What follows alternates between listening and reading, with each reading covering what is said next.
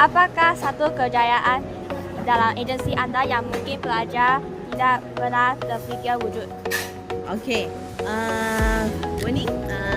Hi, I'm Captain Diana from APM, Angkatan Pertahanan Awam Malaysia. Okay, kejayaan yang anda fikir yang tak pernah wujud dalam APM ni adalah merupakan salah satunya adalah sebagai tenaga pengajar, yang mana kami sebagai Angkatan Pertahanan Awam selain daripada agensi penyelamat dan juga Sekretariat Pengurusan Bencana, kami juga sebagai memberi latihan kepada orang awam dan juga kepada sekolah-sekolah mengenai apakah itu ilmu pertahanan awam yang boleh dikongsi jika berlakunya sebarang kecemasan ataupun bencana. Yeah, very interesting. Boleh jadi cikgu juga. Okay, that's all. Thank you. Thank you. Alright. Good morning. Okay. Apakah fun fact tentang agensi anda yang biasanya orang ramai tidak tahu? I think orang tak tahu pasal kita ada buat penguasaan di negeri dan enforcement. Itu je lah. Saya rasa semua orang tahu yang kita buat konservasi. Kita punya agensi lebih kepada konservasi hidupan liar. Okay, thank you. Apakah perkara paling wow yang anda jumpa anda pelajari di pameran hari ini?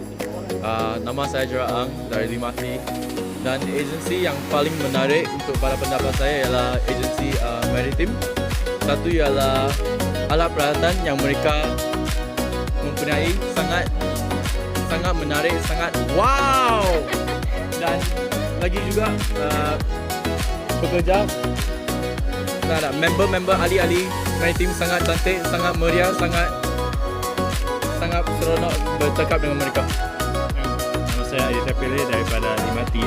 Perkara yang saya akan wow ialah pameran sejarah pasport kita dari Immigration Nasional kita. Thank you. Thank you. Kalau pelajar baru habis SPM dan berminat dengan agensi anda, apakah langkah pertama yang mereka patut buat? Okay. Once dah habis SPM, first thing first, pursue. Kalau cadangan saya, pursue for degree macam biasa. Pursue for asasi ataupun diploma, go for degree. Dekat degree tu habis semua CV, ikut masing-masing ada perkara ni. Perikawanan ke, undang-undang ke, go for it. Once dah habis tu, apply for SPM.